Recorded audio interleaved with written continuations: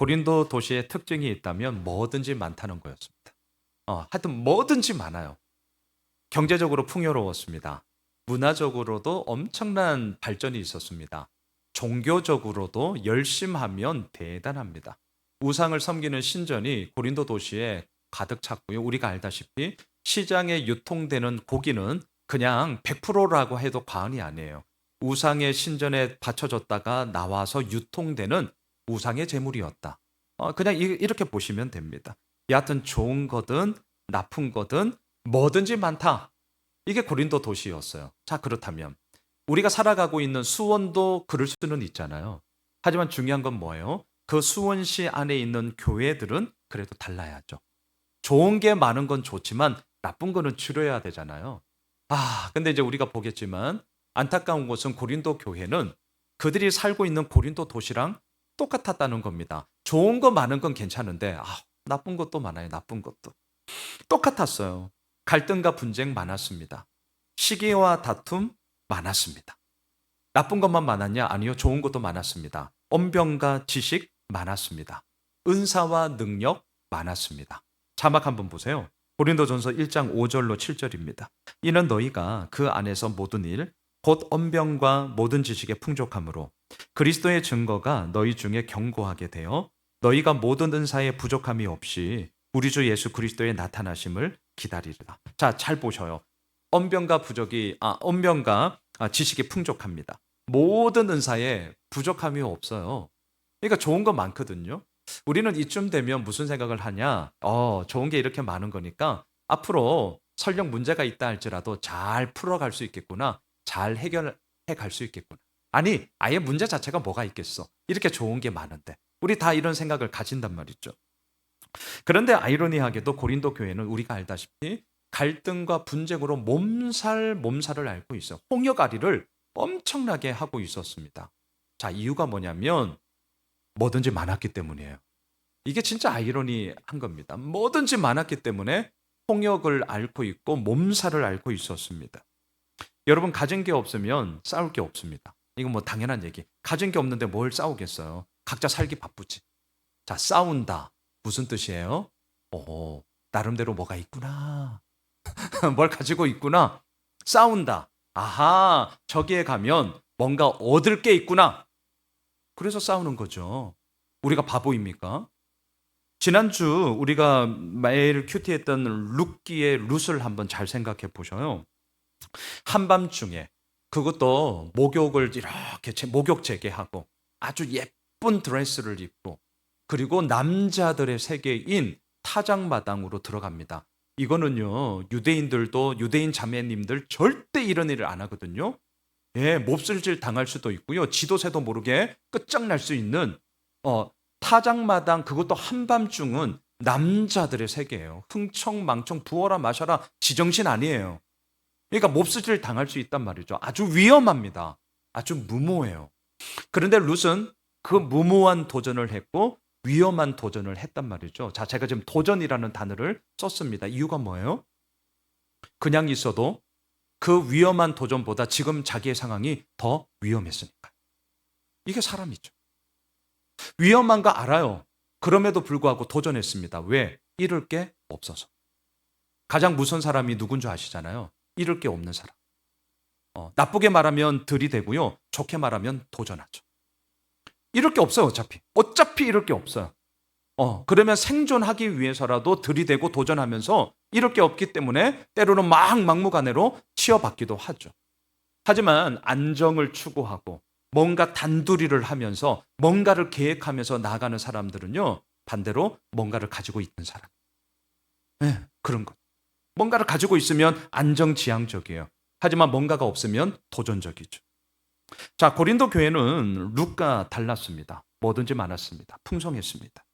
그리고 오늘 본문이 언급하고 있는 성령의 은사 또한 풍성했습니다. 자, 이제 우리가 본격적으로 보게 될 텐데 성령의 은사는 왜 좋냐? 복음을 전하고 서로를 돌아보고 또한 서로가 함께 할 수 있는 그런 믿음의 자양분으로서 우리에게 준 거거든요. 우리 다 알고 있는 거잖아요. 그런데 고린도 교회는 이 성령의 은사가 어떤 식으로 변질되었느냐? 갈등과 분쟁의 씨앗이 되었고요. 내가 너보다는 높고 너는 나보다 낮아. 그 은사 가지고는 나한테 게임 안 돼. 이런 식으로 잘못된 계급론, 잘못된 상급론으로 고린도 교회가 와장창 깨져버렸습니다. 오늘 요걸 보려고 합니다. 오늘 본문 1절을 보십시오. 자, 1절 우리 같이 한번 읽으실까요? 형제들아, 신령한 것에 대하여 나는 너희가 알지 못하기를 원하지 아니하노니. 자, 이제 성경을 읽으실 때 이중 부정은 강한 긍정. 좀 국어 수업을 하셔야 됩니다.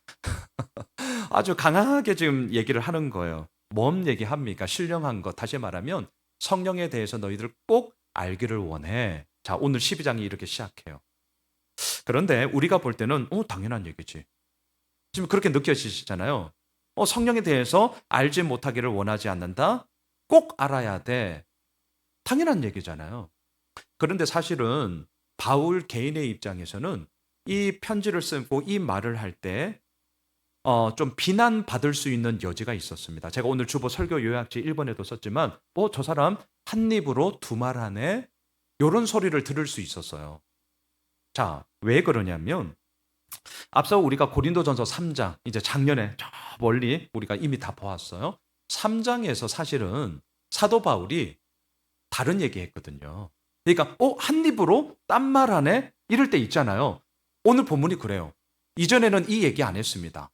뭐라고 얘기했느냐? 여러분 자막 한번 보세요. 고린도전서 3장 1절과 2절에서 이렇게 얘기했었거든요. 형제들아, 내가 신령한 자들을 대함과 같이 너희에게 말할 수 없어서 육신에 속한 자, 곧 그리스도 안에서 어린아이들을 대함과 같이 한다. 내가 너희를 젖으로 먹이고 밥으로 아니하였노니 이는 너희가 감당하지 못하였음이거니와 지금도 못하리라. 자, 고린도전서 3장에서 쉽게 말할게요. 바울이 고린도 교회 성도들을 보면서 뭐라고 생각했냐? 감당하지 못하는 어린아이라고 생각했어요. 그래서 이 문제는 12장에만 있는 게 아니라 이미 고린도전서를 시작하면서 1장에서부터 이 편지를 쓰게 된 이유가 성령의 잘못된 이해로 말미암아 벌어진 이들의 잘못에 대해서 편지를 쓰는 거잖아요. 근데 3장에서는 안 썼어요. 왜 안 썼냐? 내가 이 얘기 해봤자 너희들 감당하지 못하는 어린아이야. 그래서 내가 정말 이 얘기 하고 싶지만 그냥 안 할래. 그냥 요 정도까지만 하자. 이런 느낌이었단 말이죠. 네, 분명히 그래요. 그런데 이게 웬일이에요. 고린도 교회 안에 이들은 성령을 운운했습니다. 그리고 성령의 은사를 받았다 하면서 막 자신을 드러내기 시작했어요. 성령은 우리로 하여금 하나 되게 하시는 분이신데 정작 성령을 말하면서 이들은 어떻게 되었느냐? 자막 보세요. 3장 3절. 너희는 아직도 육신에 속한 자로다. 너희 가운데 시기와 분쟁이 있으니 어찌 육신에 속하여 사람을 따라 행함이 아니리요. 예, 문제가 막 발생을 했어요. 그래도 너희들은 이 얘기하면 감당하지 못하는 어린아이니까 내가 더 이상은 깊게 얘기 안 할 거야. 이렇게 하고 이제 계속 4장, 5장, 6장 이렇게 썼단 말이죠. 그런데 오늘 본문에서 바뀌었어요. 나쁘게 말하겠습니다. 한 입으로 이제 두 말 하는 거예요. 맞죠? 한 입으로 두 말 하죠. 3장에서는 감당하지 못하는 어린아이니까 여기까지만 얘기할게 하고 다른 얘기했거든요. 근데 12장에서는 본격적인 이 은사에 대한 얘기를 한단 말입니다. 왜 이런 얘기를 하느냐? 이유는 간단합니다. 고린도 교회의 상황이 그만큼 좋지 않았기 때문입니다. 자, 그래서 오늘 본문에 안경을 저는 두 가지로 보려고 합니다. 두 가지로. 왜 바울이 볼 때 고린도 성도들은 감당하지 못하는 어린아이와 같았을까? 다시요. 오늘 요 안경으로 볼 거예요. 왜 바울이 볼 때 고린도 교회 성도들은 감당하지 못하는 어린아이와 같았을까? 두 가지인데요. 첫 번째, 성령에 대한 오해가 있었기 때문이고요. 두 번째, 은사에 대한 오해가 있었기 때문입니다. 요 안경으로 우리 오늘 본문을 함께 보시죠. 자, 첫 번째. 여러분, 제가 질문 한번 할게요. 성령을 받았다라는 것을 여러분들은 무엇으로 알고 계십니까? 우리 수요 예배 때 또 개인으로 기도할 때 하나님 성령의 충만함을 주세요. 우리 늘 그렇게 기도하잖아요. 저도 그렇게 기도하거든요. 자, 좋습니다. 성령의 충만함은 성령의 지배를 받는다라는 말인데 성령의 지배를 받는다. 그냥 쉽게 말해서 성령을 받았다. 무엇으로 여러분들은 알고 계세요? 뭐가 있어야 될 거 아닙니까? 자, 이 질문에 대해서 행여라도 비일상적인 몸짓이나 비일상적인 언어를 하는 거 제가 좀 되게 고상하게 얘기한 거고 성경에서는 이걸 이제 방언, 뭐 환상, 뭐 이런 식으로 표현을 하죠. 여하튼 간에 그런 것들을 경험하거나 아니면 다른 사람들은 경험해 보지 못한 아주 특별한 경험을 하는 것으로만 혹시 생각을 하신다면 제가 분명히 말씀드릴게요. 이거 되게 굉장히 위험하고 잘못된 오해입니다. 물론 그런 현상적인 얘기는 13장, 14장을 제가 강의하면서 짚어드릴 거예요. 분명히 그게 있어요. 하지만 이것으로만 국한해서 생각을 하신다면 이거 굉장히 위험하고 잘못된 오해입니다. 왜냐하면 이렇게 생각한다는 것은 성령님의 은혜와 은사를 뭘로 보냐면 기능적으로 보는 거기 때문입니다. 우리가 사람을 대할 때 이런 거 되게 싫어하시잖아요. 여러분들 우리 다 싫잖아요. 나를 이용해 먹으려고 하네? 이 말을 이제 조금 고상하게 기능적으로 보는 거잖아요. 어떤 필요에 의해서 그 사람 쓰고 아니면 다른 사람 부속품으로. 셀러리맨들이 그런 거 많이 느끼시잖아요. 자, 그런데 어떠세요? 상대방이 나를 그렇게 기능적으로 여기는 것에 대해서는 기분 나빠하는데 내가 상대를 기능적으로 여길 때도 있단 말이죠. 그리고 더 나아가 하나님과의 관계에도 마찬가지예요. 오늘 본문에서 나누는 성령의 은사 역시 우리 역시 기능적으로 자꾸 생각한다는 거죠. 이건 우리 문제입니다. 당시 고린도 교회 성도들이 이러했어요. 황홀경에 빠졌습니다. 엑스터시. 예, 정말 황홀경에 빠지는 거 있어요. 있습니다. 그리고 막 이상한 몸짓을 하면서 방언을 하면서 이상한 언어를 하면서 막 이렇게 황홀경에 빠지는 경우들이 막 나타나기 시작했어요. 분명히. 그리고 또한 이러한 특별한 것이 있어야만 특별한 경험이 특별한 은혜다라고 생각하는 분위기가 이제 이 교회 안에 팽배해져 가기 시작했습니다. 그리고 이런 경험이 있다? 영적으로 계급이 높은 사람. 이런 경험이 없다? 영적으로 찌질한 사람, 계급이 낮은 사람, 열등한 사람. 이렇게 계급 의식과 그리고 뭔가 우열을 나뉘는 분위기로 고린도 교회가 분열되고 무너져 버렸단 말이죠. 그래서 오늘 보면 2절을 보세요. 이러한 잘못된 분위기에 대해서 사도 바울이 엄청나게 책망하고 있습니다. 자, 2절 같이 읽겠습니다. 너희도 알거니와 너희가 이방인으로 있을 때에 말 못하는 우상에게로 끄는 그대로 끌려갔느니라. 왜 이 얘기를 하냐? 지금 너희들의 모습이 이와 똑같다라는 겁니다. 뭔가 특별한 경험이 있어요. 은사가 있어요. 정말 이상한 말을 하고 황홀경에 빠져서 막 이상한 몸짓을 하면서 막 그런 일이 진짜 벌어졌단 말이죠. 다 좋아요. 그런데 그러한 일들이 자기를 향한 하나님의 은혜와 간증으로만 끝나는 것이 아니라 이것이 공동체에 퍼지면서 누구는 높고 누구는 낮은 계급 의식으로 국한되기 시작한다는 것. 그러면서 우위를 나누고 그러면서 누군 높고 누군 낮은 식으로 이제 교회가 무너지기 시작했습니다. 그걸 일컬어 지금 사도 바울이 얘기하는 겁니다. 야, 실상은 너희들 어떤 줄 아니? 뭐 대단한 것처럼 얘기하는데 뚜껑 열면 말 못하는 우상에게 이리 끌려다니고 저리 끌려다니는 너희들은 무능하고도 무지한 연약한 사람일 뿐이야. 뭐라고 하는 거야? 지금 뭐래? 지금 이 얘기야. 뭐래? 지금 이 얘기란 말이죠.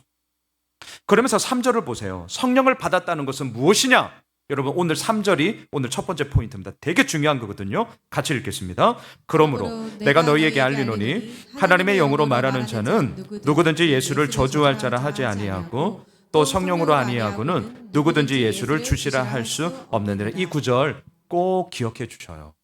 그리고 저희 교회 학습 세례 교육을 할 때 제가 반드시 쓰는 구절입니다. 정말 흔들리지 마세요. 성령을 받았다라는 것은 무엇이냐? 고린도전서 12장 3절부터 시작해 하셔야 됩니다. 한마디로 말하면 뭐죠? 예수 그리스도가 나의 주인임을 고백하는 것. 사도 바울은 고린도 교회 성도들이 생각했던 것처럼 비일상적인 몸짓이나 언어가 있어야 된다라고 말하지 않았어요. 고린도 교회 성도들이 오해했던 경험해 보지 못한 특별한 경험을 해야 성령을 받았다라고 말하지 않았습니다. 오늘 보면 3절에서 무엇으로부터 시작하느냐?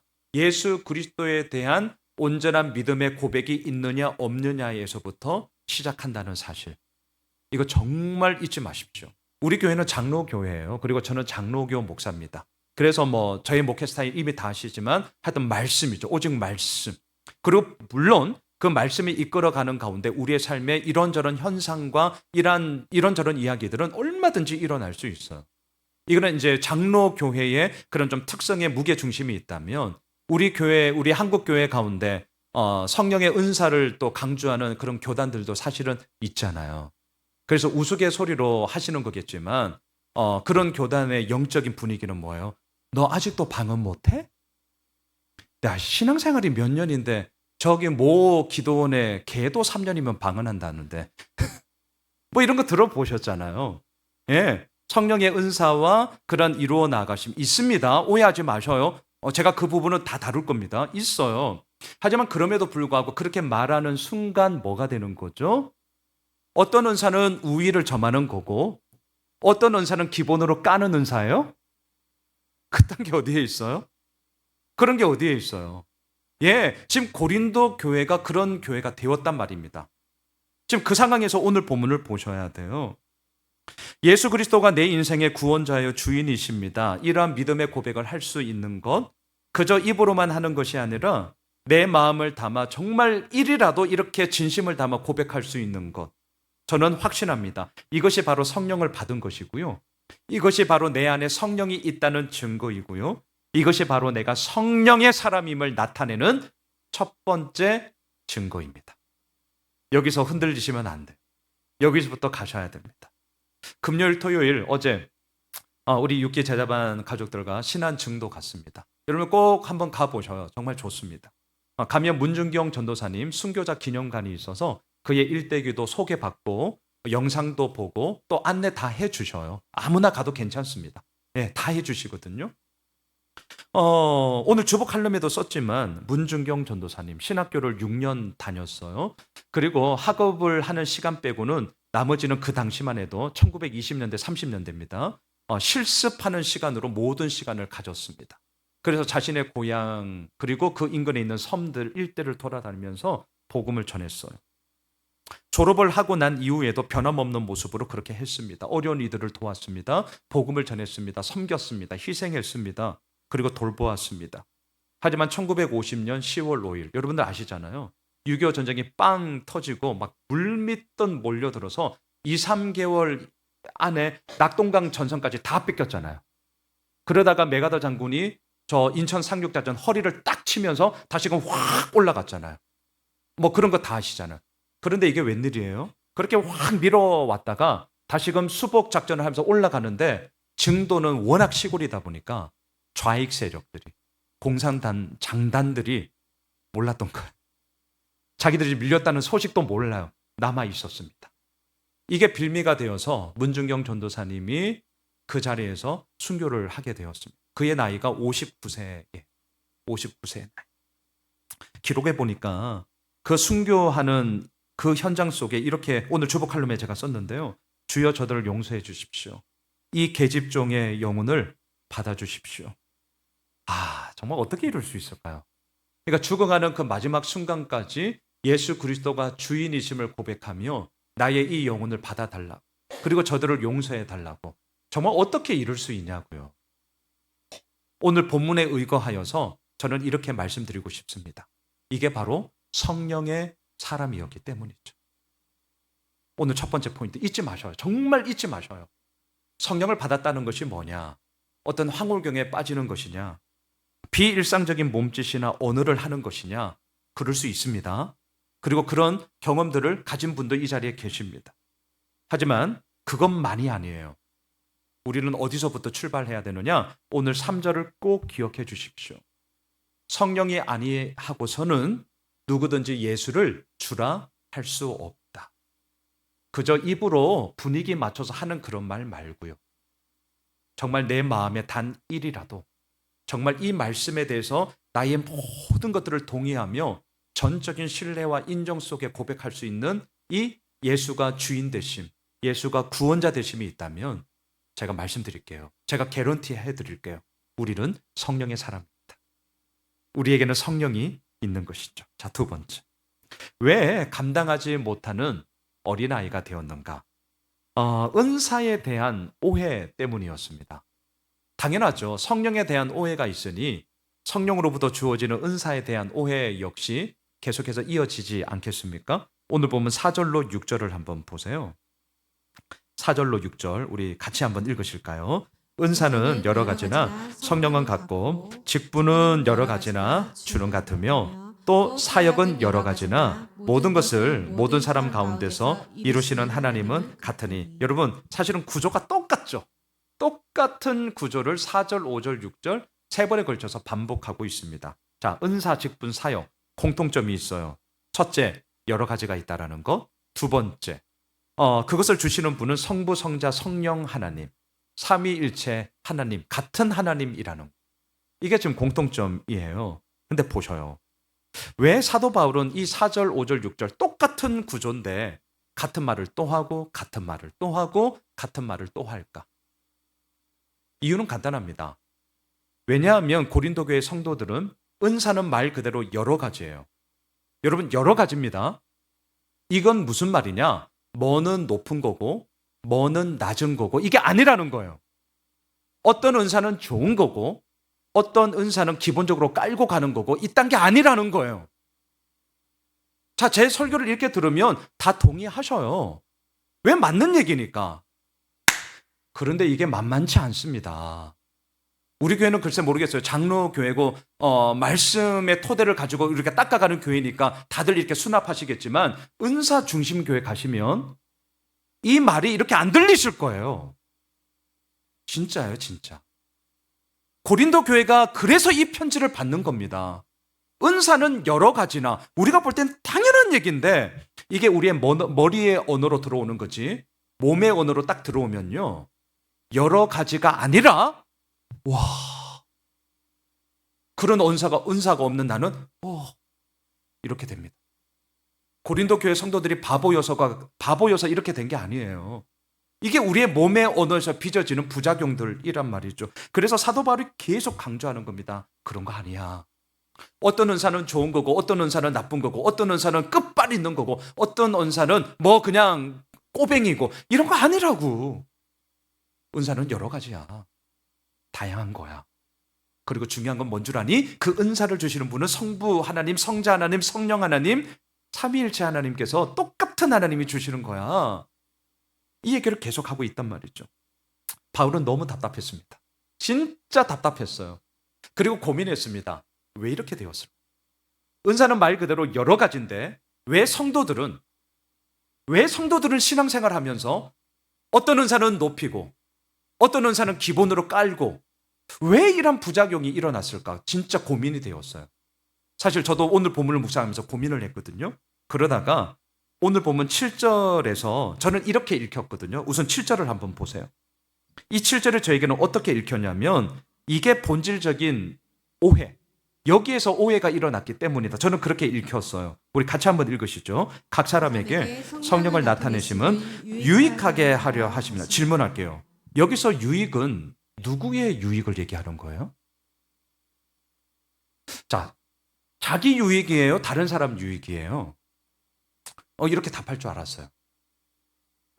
제가 이렇게 답할 줄 알았습니다. 근데 잘 보세요. 우리는 초등학교를 지나 중학교, 고등학교, 대학교 배우면서 선생님들에 의해 도덕 윤리적인 교육을 너무나 잘 받은 나머지 제가 틀린 거 아닙니다. 오해하지 마셔요. 이런 질문, 자기 유익이니 다른 사람 유익이니 하면 초등학교 1학년만 돼도 정답을 맞춥니다. 왜? 선생님들이 2번을 해야 정답이라는 것을 학원에서도 가르치고 학교에서도 가르치니까 2번을 써요. 그래서 시험 문제는 100점 만점에 100점을 맞아와요. 그런데 그렇게 살아갑니까? 그냥 우리 얘기합시다. 우리 그렇게 살아갑니까? 오늘 잘 보세요. 각 사람에게 성령을 나타내심은 유익하게 하려 하십니다. 누구 유익이냐? 자기 유익이냐? 다른 사람 유익이냐? 성도님들, 아니 안 믿는 사람들도 이 질문하면 100의 100은 다른 사람 유익이요 라고 정답을 체크한다니까요. 맞아요. 그런데 저는 정확하게 말씀을 드리고 싶습니다. 우리는요, 엄밀히 말하면 자기의 유익으로 시작해서 다른 사람의 유익을 구하는 데까지 나아가야죠. 이게 정답입니다. 문준경 전도사님, 남편과 헤어졌습니다. 그 당시에 자식을 못 낳았어요. 그러니까 뭐 완전 버림받죠. 그리고 먹고는 살아야 되니까 목포로 나가서 삭바느질 하면서 생계를 연명했습니다. 그러던 어느 날 그 동네 교회에 다니는 한 집사님이 전도를 했고 이제 이분이 예수를 믿었어요. 믿음의 눈이 뜨여졌죠. 그리고 이제 예수를 믿기 시작하는데 여기까지는 엄밀히 말하면 자기 유익이죠. 자기 유익이에요. 여러분 예수 왜 믿으세요? 아주 원론적으로는 예수를 믿어야 천국 가니까. 아주 원색적인 복음을 얘기하면 저 맞습니다. 저 그래서 예수 믿는 거예요.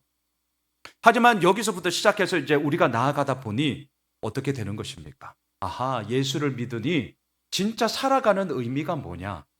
이 땅을 살아가는 목적이 뭐냐에 대해서 바뀌어지기 시작합니다.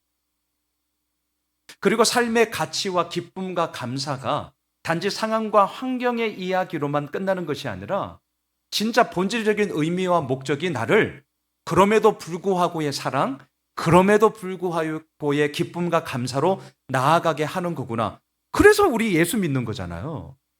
문중경 전도사님이 그걸 알았던 거예요.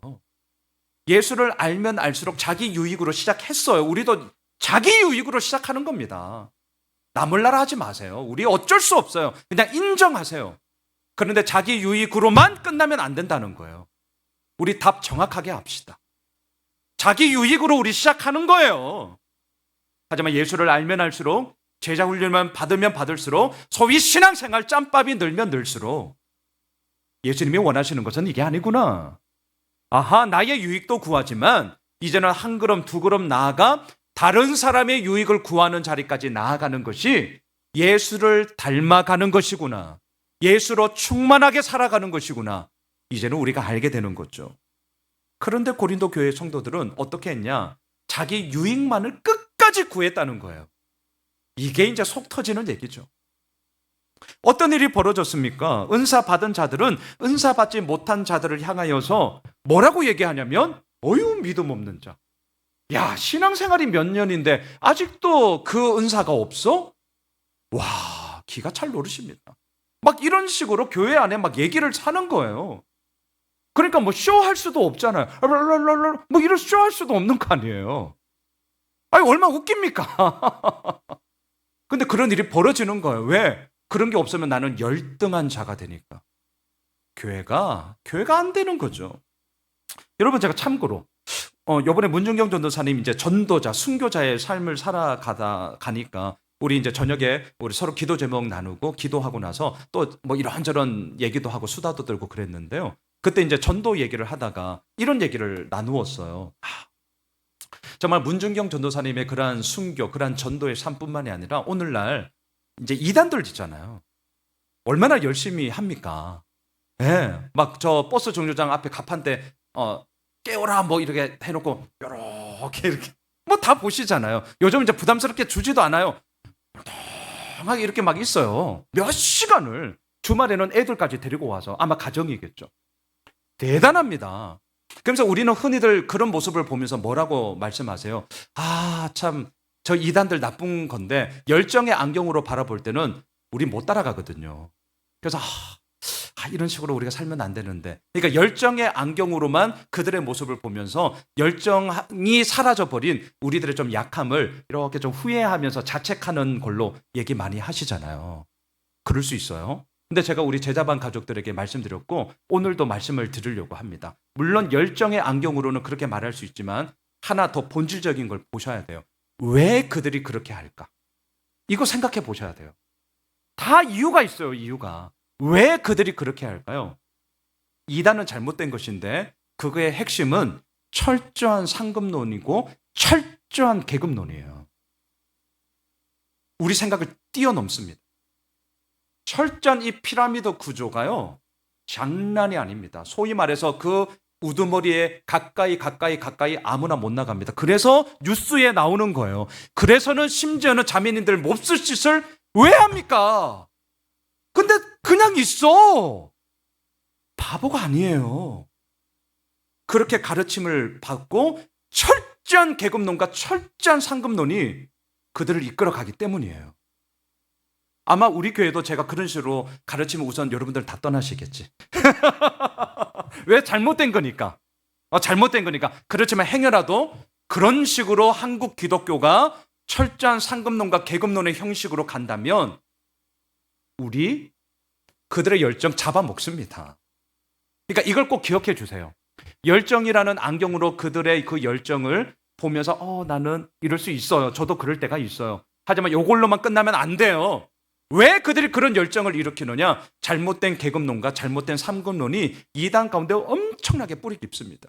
그래서 전적으로 그 시간을 다 내어놓는 거예요. 그러니까 얼마나 불쌍합니까? 잘못된 근거로 그렇게 열심을 내는 거는 차라리 안 하는 게 나아요. 저는 분명합니다. 자, 여하튼 바울은 고린도 교회 성도들의 이러한 오해가 어디서 비롯된 것인지를 알았습니다. 그래서 반복하고 또 반복해요. 얘들아, 은사는 여러 가지야. 여러 가지. 뭐가 좋고 나쁨이 없다니까. 뭐가 높은 거고 뭐가 낮은 거고 이건 기본으로 까는 은사고 이런 게 아니라고. 여러 가지일 뿐이야. 그리고 아니, 그것을 주시는 분은 삼위일체 하나님, 똑같은 하나님이 그 은사를 여러 가지로 우리들에게 주시는 것이랴. 예, 지금 이 얘기를 하고 있습니다. 여러분, 오늘 본문 8절로 10절을 한번 보세요. 저는 이 본문을 묵상하다가 제 얘기를 좀 할게요. 우선은 8절로 10절을 한번 보세요. 어떤 사람에게는 성령으로 말미암아 지혜의 말씀, 어떤 사람에게는 같은 성령을 따라 지식의 말씀, 다른 사람에게는 같은 성령으로 믿음, 어떤 사람에게는 한 성령으로 병 고치는 은사, 어떤 사람에게는 능력 행함, 어떤 사람에게는 예언, 어떤 사람에게는 영들 분별함, 다른 사람에게는 각종 방언 말함, 어떤 사람에게는 방언 통역함을 주신다.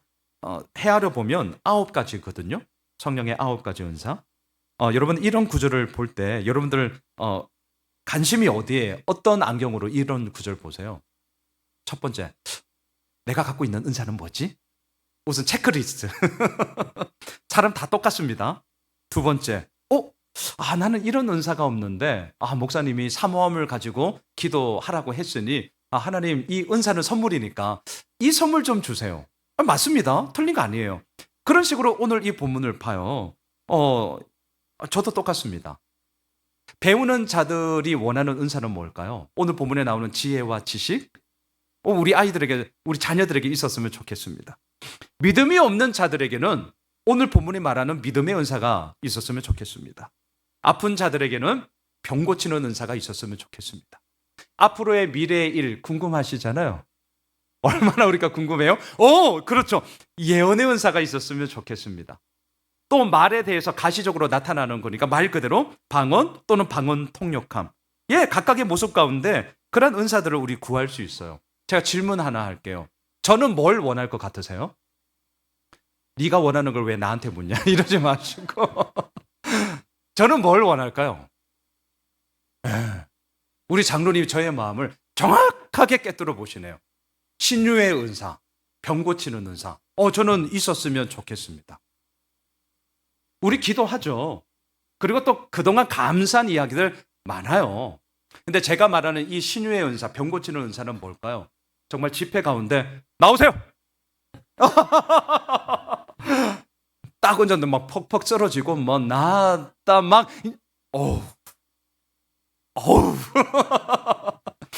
제가 설교로 100번, 1000번 말하는 것보다 그냥 한 번 딱 그냥 그런 일이 벌어졌다.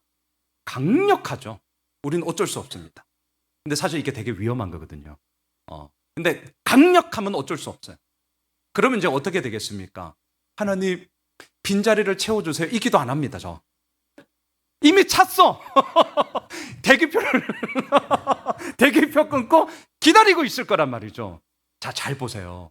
이제 목사도 별 수 없다는 얘기를 지금 하는 건데 저도 오늘 보면 8절로 10절을 쭉 여러분들 이 본문 다 아시잖아요.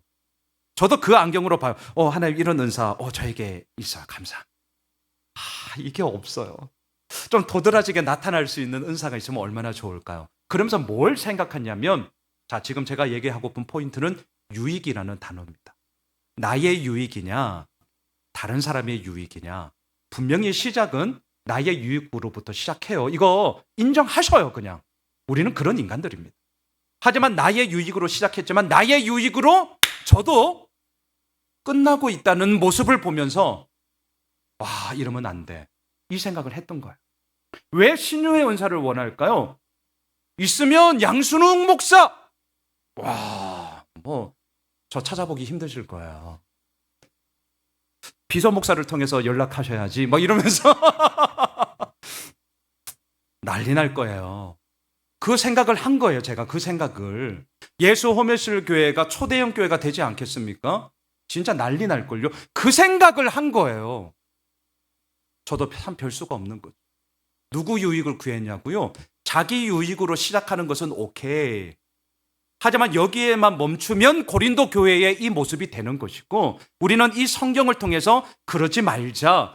한 걸음이라도 다른 이의 유익을 위해서 나아가자. 지금 이 얘기하는데, 이 설교 준비를 하고 있는 나도 하나님 신유의 은사를 주세요. 왜? 내 유익을 구하려고. 아니, 조금 더 크게 말하면 내 교회를 더 크게 세우려고. 이 범주를 못 넘어가더라는 것이죠. 말씀을 정리하겠습니다. 하나님의 은혜라고 말할 때 은혜, 헬라어로 카리스, 오늘 주보 설교 요약지에 썼습니다. 성령의 은사라고 할 때 은사, 헬라어로 카리스마 이렇게 씁니다. 마라는 전미어는 추상 명사를 구체화된 명사로 표현할 때에 쓰는 전미어입니다. 은혜는 추상적이에요. 예, 분명히 추상적입니다. 없는 게 아니에요. 하지만 뭔가 실물로 보여진다라고 말을 하기에는 뭔가 잘 안 잡혀요. 근데 마치 공기처럼 있는데 안 보이는 것처럼 은혜는 분명히 뭔가 있는데 구체적으로 말하려고 하다 보면 좀 어려워요. 근데 이 추상적인 은혜가 우리의 눈으로 보이고 손으로 잡히고 발로 누리게 되어지는 구체화된 모습이 뭐냐? 그것을 일컬어 카리스마, 은사라고 얘기를 합니다. 여러분, 이 은혜와 은사는 연결되어져 있습니다. 하나님의 은혜, 카리스가 우리에게 들어올 때 소위 말해서 감동이 일어나고요. 그 감동은 우리 각자의 기질과 성향과 형편을 통해서 하나님께서 그 모습을 그대로 통해 사용하시고 구체적으로 쓰이고 나누고 섬기고 헌신하는 모습으로 나타나는 것이 카리스마, 은사입니다. 왜 은혜와 은사를 통하여 하나님이 당신의 나라를 이루어 가실까? 마지막입니다. 자막을 보세요. 오늘 24절, 25절을 이루시고자 하는 것이고요. 우리 교회가 이 길을 가야 합니다. 함께 읽고 마치겠습니다. 우리의 아름다운 지체는 그럴 필요가 없느니라. 오직 하나님이 몸을 고르게 하여 부족한 지체에게 기중함을 더하사 몸 가운데서 분쟁이 없고 오직 여러 지체가 서로 같이 돌보게 하셨느니라. 이것 때문이에요. 이게 오늘 저의 결론입니다. 은혜와 은사 오해하지 마셔요.